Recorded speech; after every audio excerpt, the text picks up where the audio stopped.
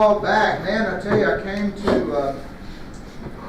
came Wednesday night, and I felt like I'd never been in this place before. You've been gone a month, and you come back, it's like, hello, coffee pot, hello, table, hello, everybody. So we're glad to be back from our trip, and then of course, we got sick because you can't go 12 days. On planes, buses, trains, boats, motel rooms, restaurants, I mean, all those places nonstop without picking up something. We were just fortunate we didn't get symptomatic during the trip. So we're glad that we made it all the way and got back and then got to recover at home. So, okay. We'll see if this thing's working here in just a second. This is a special topical study that we're doing in this class. We're going to do it for 9 weeks, okay? It's a 9-week study, 9 sessions on this. We should finish up a week or two before Christmas, I think. So that'll be pretty good. This is, by the way, this is not the font that I use for this thing. And so everything was working good at home, but now we're in a different computer. Who knows what's going to turn up here? We'll have to just deal with what happens. I guess I should have come up and tried it. So this is solving the Exodus mystery. There are notes for you to take home, but I didn't give you the notes ahead of time because I want you to just listen and think and pay attention as we go along and get started here. All right, so this, I'm going to push this, Rob, see what happens.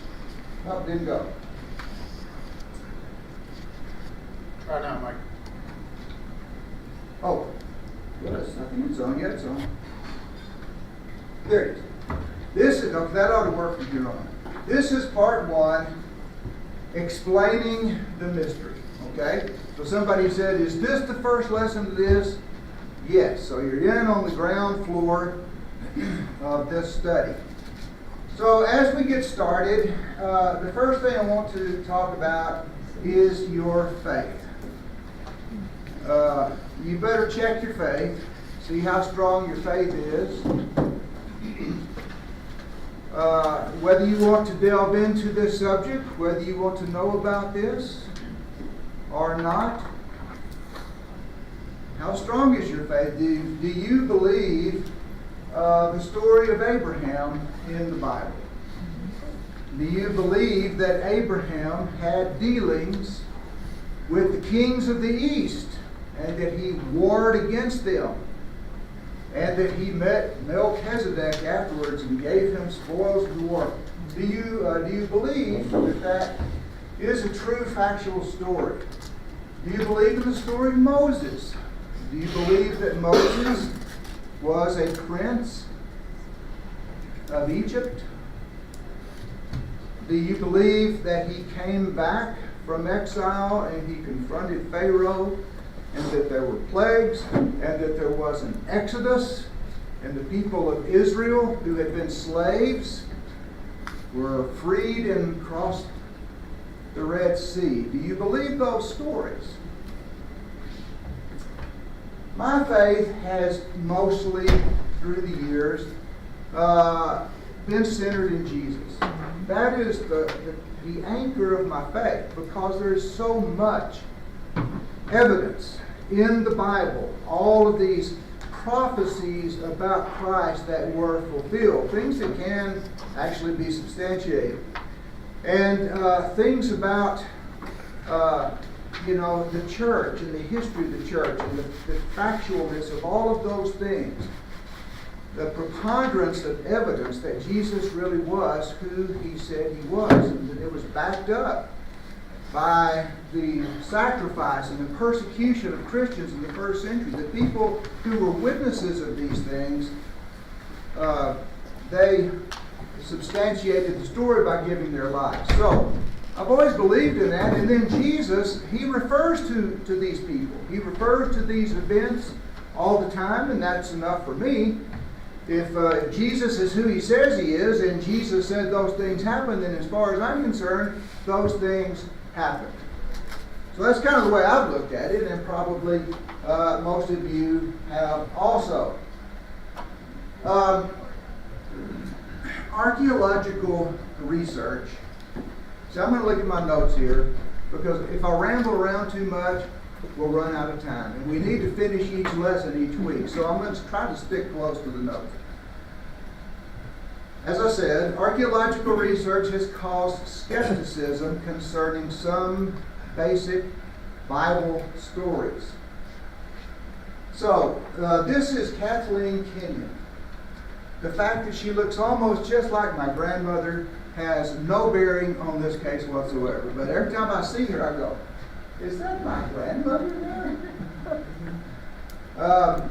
But she was a very prominent archaeologist in the Middle East.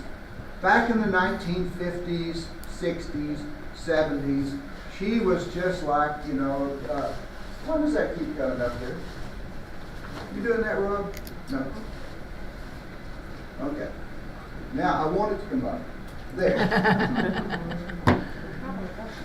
So in 1985, Kathleen Kenyon showed the walls of Jericho fell down hundreds of years.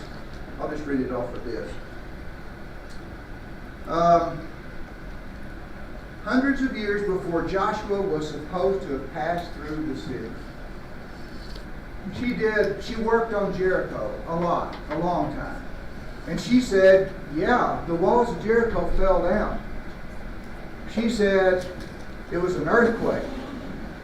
And she said the walls of the city just crumbled and they just fell, and because they were tiered in an outward way, they fell outwards. And they just fell into the rubble. And the city was burned.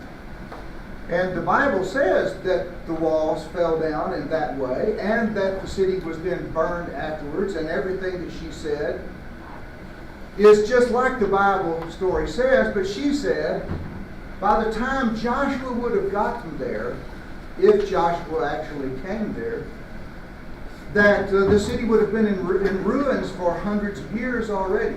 That's the way that it was dated, and the dating system showed that. Okay, so she boldly rejected the biblical accounts of Israel in Egypt. She rejected the Exodus. She rejected Israel's conquest of Canaan. She said that stuff, there is no evidence at the time period that they were supposed to be there. That just wasn't happening.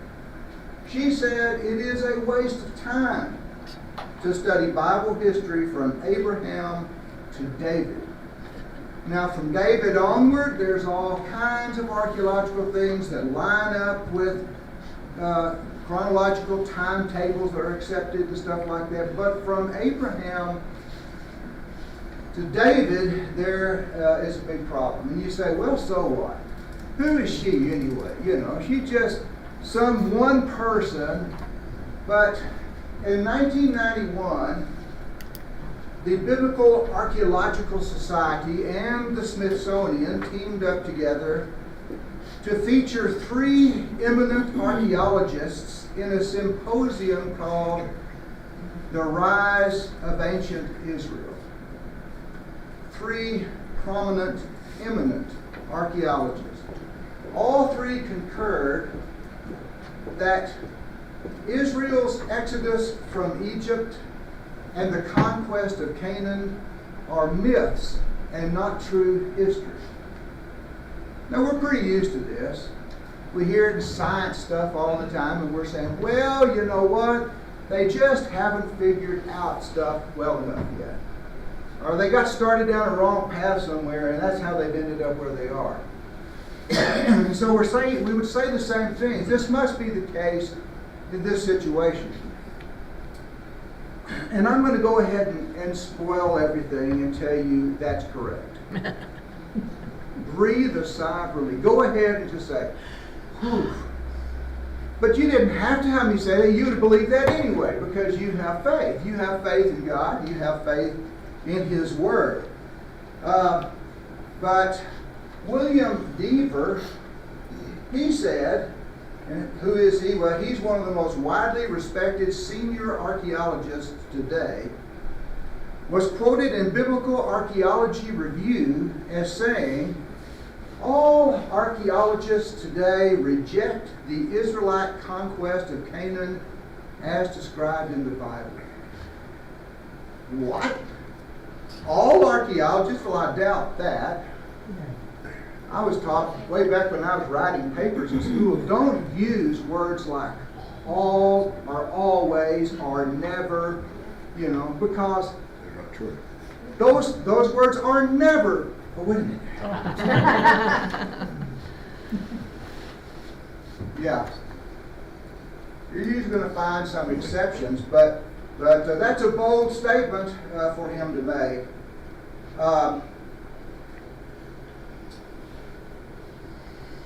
Some archaeologists consider any effort connecting the excavation of archaeological sites during this time period to biblical events as unscientific and even embarrassing, and they say that old-style biblical archaeology is dead.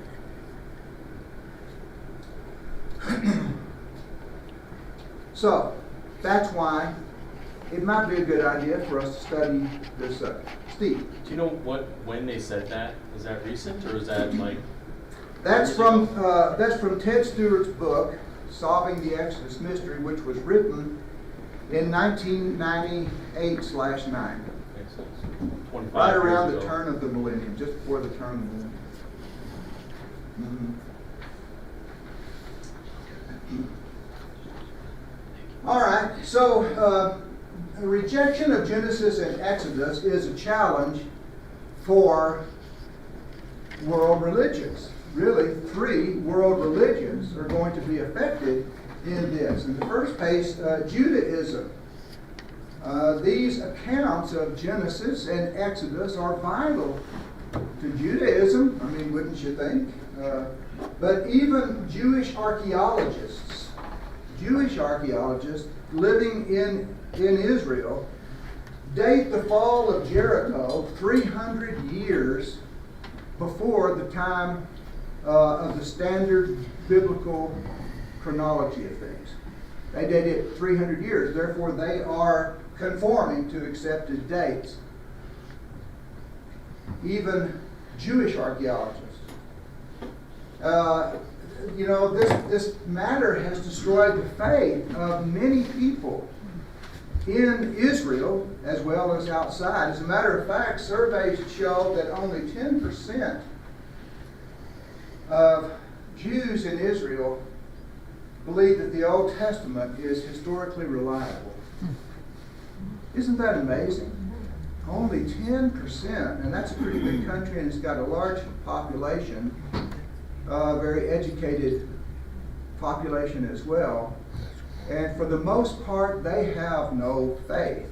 They didn't have too much faith to start with because they didn't believe in the Savior, the Messiah that came, so they didn't have that. They had no way of salvation. Now they had no faith in their future. Now they have no faith in their past as well. That would be a pretty grim thing for them. But you think about Islam as well. It also rests upon the historicity of Genesis and Exodus. The Quran includes more than 200 verses about Abraham and Joseph. So those are prominent figures in that book. That book which I have tried to read, and it is so hard and tedious. It's like, I don't think so. It's so disjointed. But anyway, somebody went through and counted all that up. It also records 375 verses about Moses and the Exodus. So a lot of even Islam depends, or at least it relates to this subject that we're talking about here. And of course that would be true for Christianity. for us as well, these stories are vital because New Testament writers often refer to Moses 85 times in the New Testament. And Exodus is mentioned 40 times in the New Testament.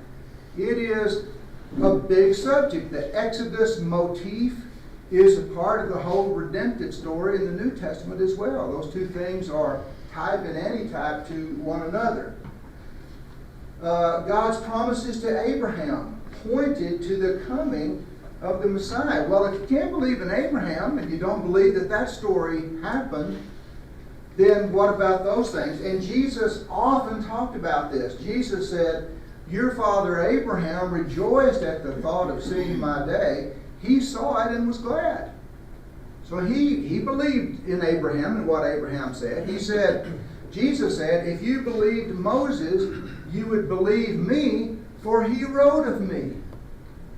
But is the story of Moses and the story of the Exodus, is it true?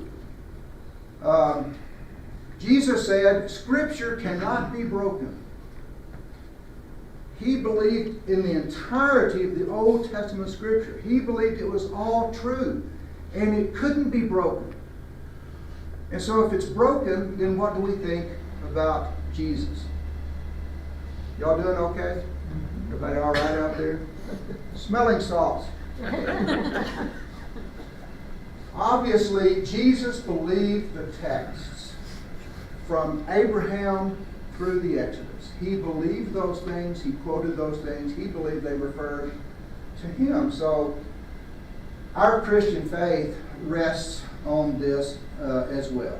So the Exodus problem is a real problem in the sense that we're not being corroborated in it by archaeologists these days, or at least at the turn of the millennium, 25 years ago or so.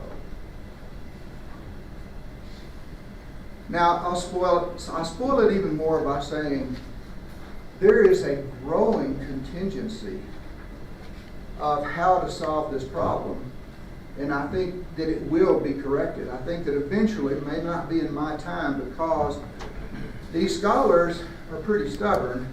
They don't like to say, well, okay, we were wrong, you know.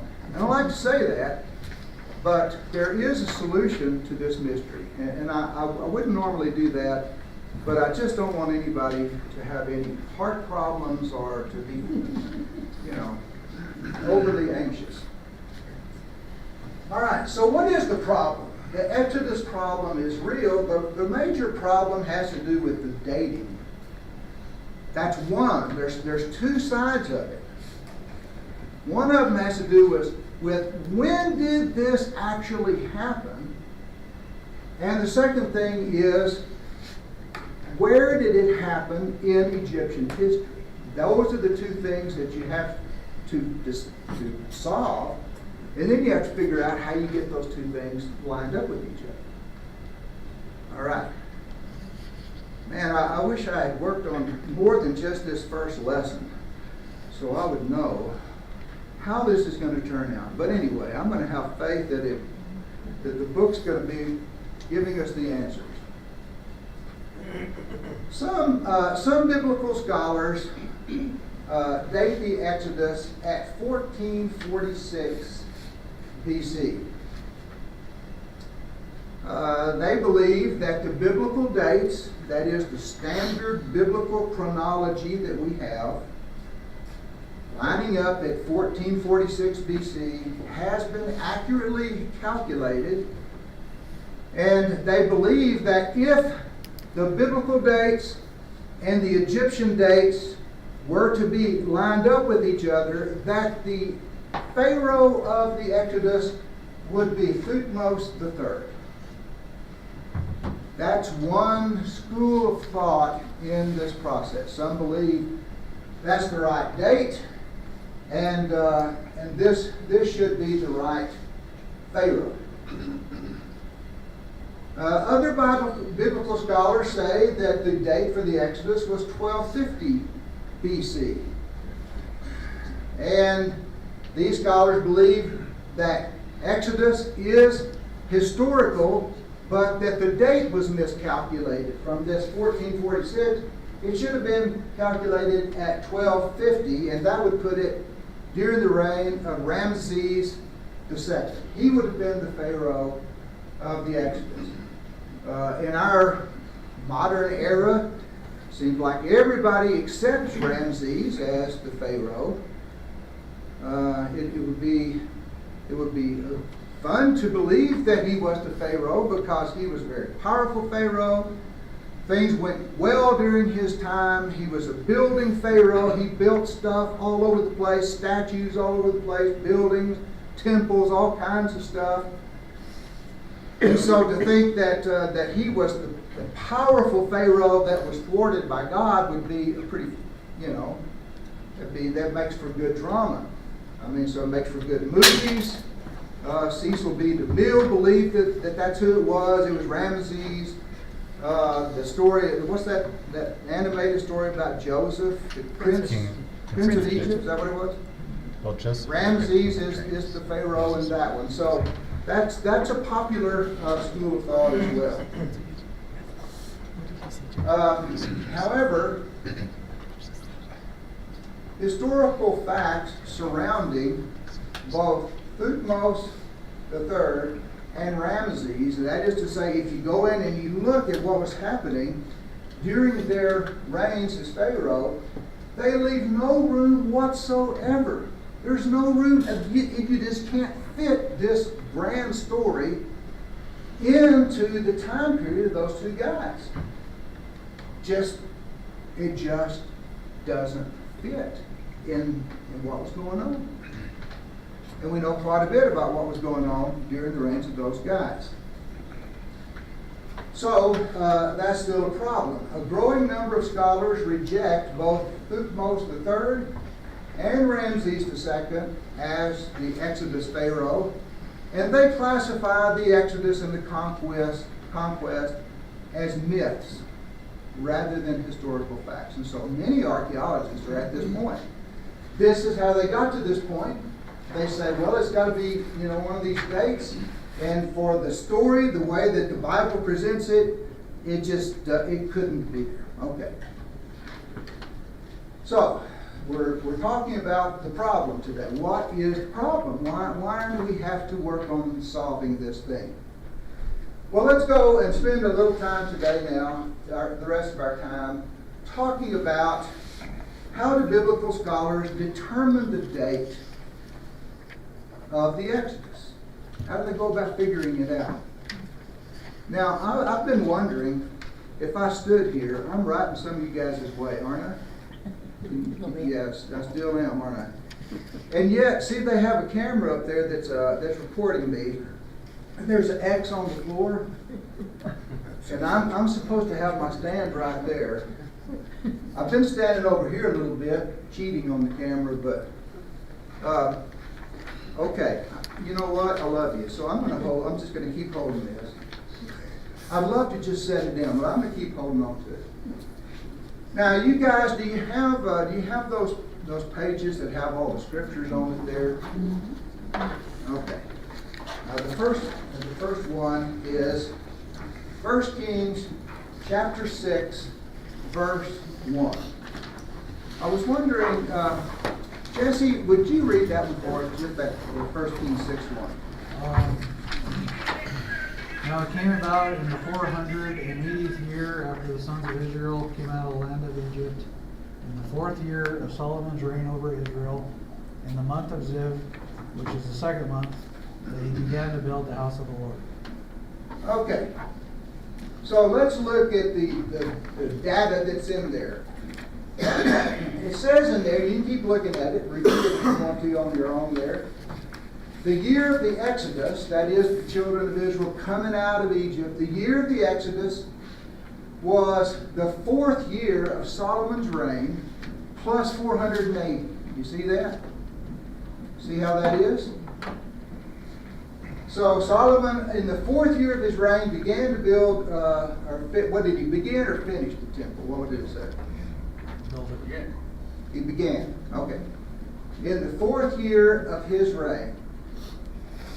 And so 480 You say, why do you say 480 plus? Because we're talking in BCs here. I've got to tell you that my worst thing in school was chronologies and stuff. I hate that kind of stuff. It's math. You got to do math, and in this case, you got to do it backwards. You got to invert it because everything's it's like in the numerical system. Everything over here is positive numbers, and so if you want to go into the future, you add. If you want to go to the past, you subtract. But we're in the minuses over here. This is the BCs. So if you want to go back, you got to. I don't know. I'm just telling you, it's really confusing to me. So the Exodus, it says, was the 4th year of Solomon's reign plus 480. All right. Well, what do we know about dating here? The year 931 is well established as Rehoboam's succession or accession year. That is substantiated by a lot of events that happened in Assyrian history, Babylonian history, about eclipses of the sun and the moon and stuff like that. Things that we actually could mathematically go back and kind of figure exactly a date on things.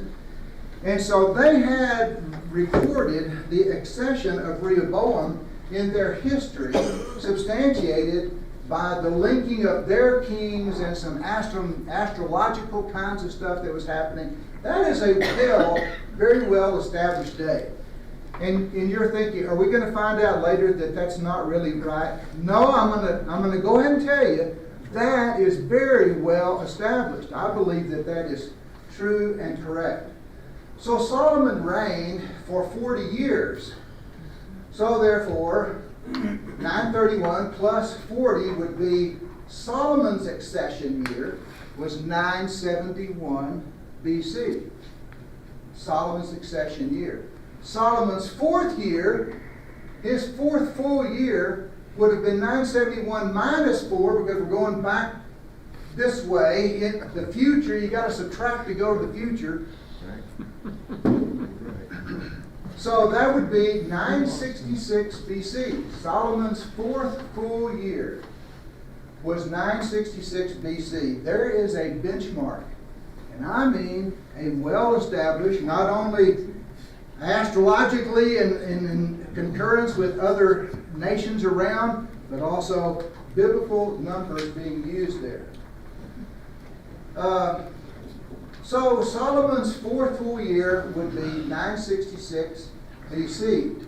The date of the Exodus then would be 966 plus 480, which would be 1446 BC.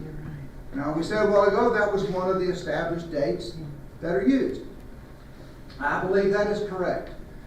I'm going to continue to believe that is correct all the rest of the way. So you can hang your hat on that one. 1446 BC.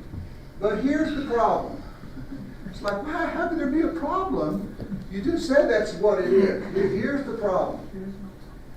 The problem lies in the English rendition, our translations of Exodus 12, verse 40. So I'm going to show you here what the NIV says. You say, why would you choose the NIV? Because I'm using this book as my notes, and that's what he did. But you can check it against other translations as well. And we're going to look at more in a minute ourselves. But in Exodus 12, verse 40, it says, the length of time the Israelite people lived in Egypt was 430 years. The people of Israel lived, in other words, Jacob entered into the land with his family, and the Exodus was 430 years later. Herein lies the heart, one of the hearts of the Exodus problem. The events of the biblical account of Israel's sojourn in Egypt and their Exodus does not and cannot correspond with the events in Egyptian history from 1876 to 1446 BC. At least the way that Egyptian chronology is now dated and the way that biblical history is now dated, what was happening during that time period in Egyptian history could not have a vast number of slaves and a collapse of the empire and all that kind of stuff. Just couldn't have happened at that time. So, if you were to say, but where do modern day archaeologists look if they're looking for clues for the Exodus in the Bible? Where would they be looking? They would be looking here between 1876 and 1446 BC. That's where they look. They find no evidence, therefore they say it's a myth. They say it didn't happen. It's not here. We find no evidence for it here at this place, 1876 to 1446. Okay, now I'm going to grab this little sheet that you have. It's got all these scriptures. And I'm going to do this only this one time. Next week we'll have some more charts. And you're going to go, oh no. I know. And it's going to be even worse. But then, after we get all this stuff figured out on all these charting and dating and stuff, then we're going to go in and start looking at Egyptian history and finding Joseph there, and finding Jacob and the Israelites, and finding the Pharaohs. And that is really fun. That's why you came to the class. But you have to pay your tuition. And the tuition is you have to deal with all these dates and stuff. Now, I know Jerry loves this kind of stuff. He's a numbers guy. Well, he adds and subtracts all that stuff all the time. So, let's just take a look. We've already looked at the first one. I don't need this anymore right now, so I'm going to grab this. All right, so the first one is 1 Kings 6. It came about in 480th year after the Exodus, in the 4th year of Solomon's reign. So we figured all that up a while ago, and so we got this as a benchmark to start with. 1446, this is the Exodus. But now look at Exodus 12, verse 40. The Bible is amazing the way it gives historical facts. The Bible is a historical book. It is giving true and accurate history. You just have to look for it. And it takes a certain kind of guy to dig all of it up. But in Exodus 12, verse 40, it says, the time that the sons of Israel lived in Egypt was 430 years. So that's what our English versions say in Exodus 12, verse 40. So we're going to take 1446 and we're going to add 1430. And so therefore Jacob entered into the land of Egypt in 1876. Using Exodus 12 as our benchmark. Genesis 47, verse 9. So Jacob said to Pharaoh, Jacob has now gotten into the land. He has been presented to Pharaoh. He's just got there. He's being introduced by his son Joseph. And he said, the years of my sojourning are 130. So if Jacob arrived in Egypt in 1876, and he was 130 years old when he arrived there, then he was born in 2006. Those are beginning to sound like our dates. Isn't that weird? 1876. Yes, those are great years. In 2006. We haven't got to 2066 yet. But these are BCs, okay? So we're talking in the BCs. Now the next one says, Genesis 25, afterwards his brother came forth, that is, Esau's brother came forth with his hand holding on to Esau's heel. And this is the birth of Jacob and Esau. And his name was called Jacob, and Isaac was 60 years old when she gave birth to them, whenever his wife gave birth to them. Okay, so if Jacob was born in 2006 and he was 60 years old at Isaac's birth, then that would have been 2006 when Isaac was born. These are very accurate. I mean, we can put a chart down there and know what the dates were for these things, starting with this very accurate benchmark right here. Genesis 21, verse 5. Now Abraham was 100 years old when his son Isaac was born to him. Okay, so if Isaac was born in 2006 and Abraham was 100 years old, then Abraham was born in 2166. Genesis 12, verse 4. Now Abraham was 75 years old when he departed from Haran. Okay, so if he was born in 2166, and he came to Canaan when he was 75, that would have been in 2091. So all of these are very easy to figure out. If you look up these scriptures, you can find these things. Look at this one at the very bottom, Genesis 16:16. Abram was 86 years old when Hagar bore Ishmael to him. So now Abraham, he was born in 2166. He was 86 when Ishmael was born. That would have been in the year 2080. Now these are solid numbers because we have these solid ages and timetables in there. Here's a period from Abraham coming into Canaan in the year 2091 and Ishmael being born in 2080. That's 11 years. A very short 11-year period of time. And yet, look what happened in Genesis 12, 13, and 14. In that very short period of time, after Abraham came to Egypt, after he came to Canaan, he went to Egypt. Okay, so he fled into Egypt to try to spare his life. He didn't stay there long. He came back to Canaan. And then in Genesis 14 is whenever he had the confrontation with the eastern kings, Kedorlaomer and all these other kings of the east. And he had a battle with them, and he won back Lot and his family, and he won back the loot. He came back, and all of that happened. Now, going to Egypt, coming back from Egypt, and then having this war had to happen in an 11-year period of time. So therefore, it's very well estimated that Abraham's encounter with these kings would have been in about 2082. Okay. It's time for us to come down and land now and wrap this up a little bit. The problem here is that this date, 2082, the day for Abraham meeting the kings, is rejected by archaeologists. Genesis 14 has Abraham meeting Kedorlaomer, the king of Edom, and Amraphel, the king of Shinar or Babylon, in 2082.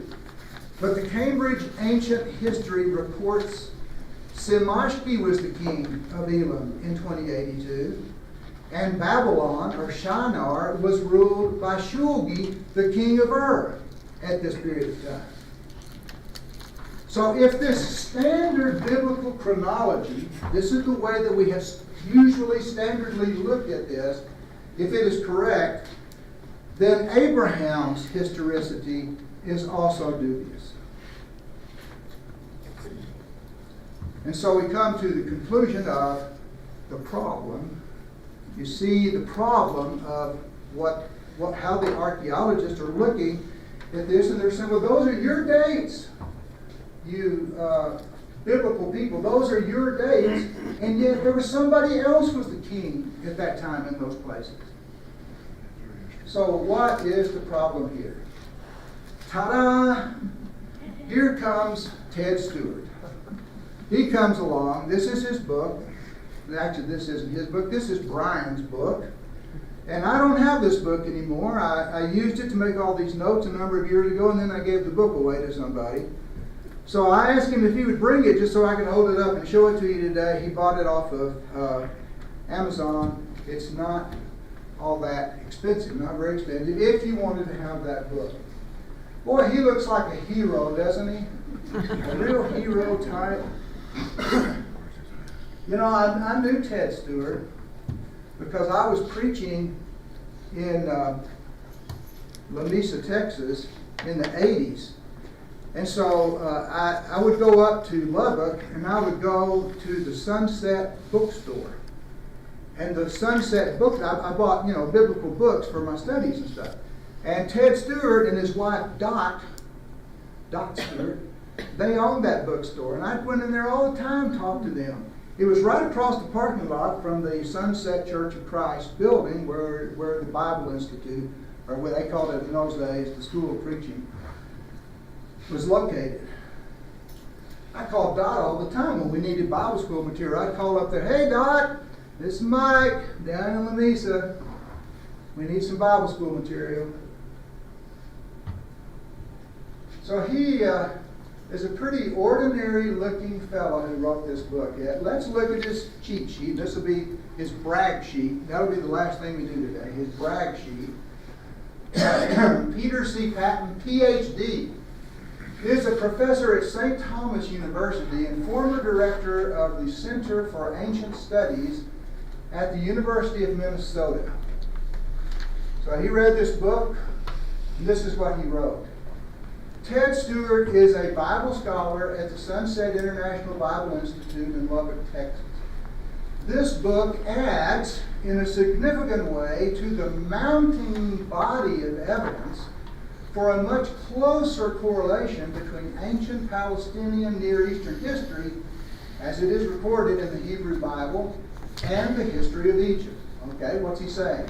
He's saying there already is a body of evidence that's saying they need to bring biblical history and Egyptian history into sync with each other. There's sense people are already looking at that, and he says Ted Stewart adds in a very significant way data which could help in this process.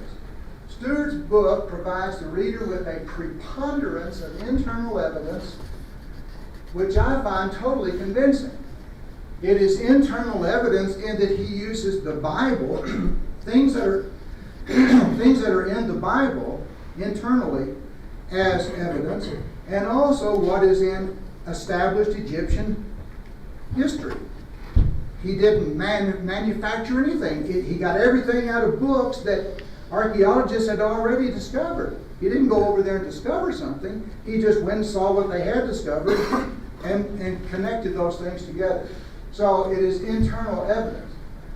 He said Stewart has simply sifted through every shred of evidence available in a very careful and exhaustive manner. It would be difficult for the professional Egyptologist to dismiss Stewart's conclusions without considering them carefully. But I believe that such careful consideration will lead to yet another revision of the standard chronology of the history of Egypt, and one that will bring it into crisp focus with the history of Israel. Ted Stewart was a teacher at school, and he owned a store. That was his job. Egyptology was his hobby. When he came home at night, he didn't go in there and sit and watch reruns of Matlock or something, He went in there and he just read everything. He was just, you saw him. He's one of those kind of nerdy guys, he just keeps digging and digging. He sifted through every shred of evidence and came up with these things that people go, what do you know? One more, Dwayne Shafter, MD, PhD in theology and philosophy of religion, Stephenville, Texas. He said, I was amazed that Mr. Stewart's methods are neither contrived nor strained. He does not deny the facts of archaeology, nor lead the readers on such contorted routes that they're left wondering, where in the world did that come from? It's easy to see where he's getting it and what he's showing you. The critic of Stewart, the critic who fails to read the book will be left supposing that the author is just someone trying to prove what he already believes, regardless of what the archaeological facts actually yield. In so doing, the critic will have committed the same error himself, and will never discover that Mr. Stewart is both able and happy to prove what he set out to do. Archaeological facts substantiate what Moses recorded, Mr. Stewart has identified approximately 436 synchronisms that join archaeology and the Bible in an incredible harmony. This book should be in the library of every Bible student and every student of the archaeology of Bible lands. Synchronisms, things which synchronize Egyptian history and biblical history and synchronize them and show their connection. So, Solving the Exodus Mystery by Ted Stewart. I would also suggest, I've watched this 2 or 3 times, Patterns of Evidence, the Exodus. This just came out this year, I think, last year, first part of this year. It's a modern documentary. He comes to the same conclusions that Stewart does. He brings in different evidence than what Stewart does, but they both come to the same conclusion. So there's a lot of people looking and working on this and deciding, hey, here's what we need to do. So, look at that. We did it, ladies and gentlemen. Thank you for allowing me to get it finished. Next week, there's going to be a little more chronology kind of stuff. I hate that stuff, man. But anyway, we're going to go through that. You need it though. When you got to see it because that enhances your confidence. You say, oh, okay, so this has to be this way. So that's what we'll do. We'll do that next week.